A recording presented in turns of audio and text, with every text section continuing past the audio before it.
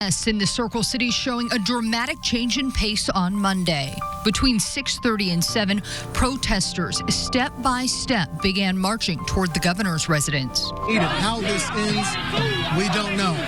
This has been a totally different script from what we saw on Friday. At 8 o'clock, the mayor's curfew went into effect. One of the, we'll designate him a leader here from this distance, is talking to another leader on the blue side, the police side. Protesters and police still squaring off outside the governor's residence.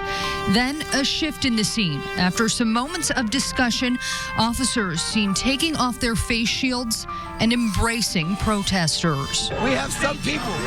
We have police who hear us, who want the same justice and want the same peace that we do. Before marching back toward downtown, locked in arms. It happened not downtown, but on the north side of the city, right outside of the governor's residence. That's where protesters were headed when they squared off with police. Our Alyssa Donovan live there this morning. Alyssa, this all happened after the curfew went into effect as well.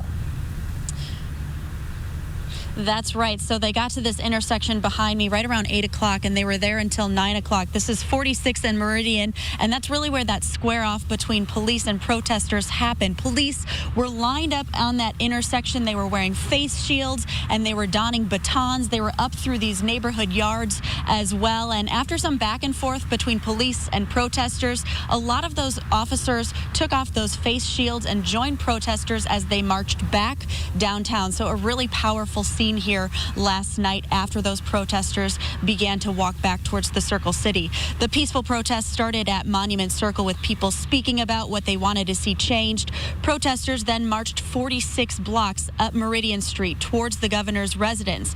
When they were asked what the plan was, they said they wanted to talk to him, share their message. Along the way, drivers showed their support as they passed. Finally, they reached the intersection of 46th and Meridian, and that's where dozens of officers stood.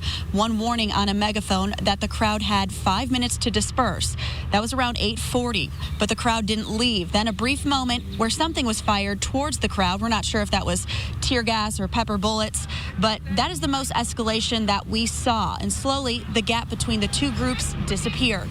Representatives from both sides meeting in the middle to talk, and eventually, officers joined protesters in their march back downtown. I wanted our message to be heard by the governor himself. I wanted the police to hear our message. The police hear us. We have some people. We have police who hear us, who want the same justice and want the same peace that we do. That march headed back to the Circle around 9 p.m. That initial square off with police, as I said, was very tense, but it was also very powerful to see as police officers hugged protesters and joined them in their march. Again, we don't know if there are any protests planned for today or later this week, but the hope is if there are, they all end like this. Reporting live, Alyssa Donovan, RTV6.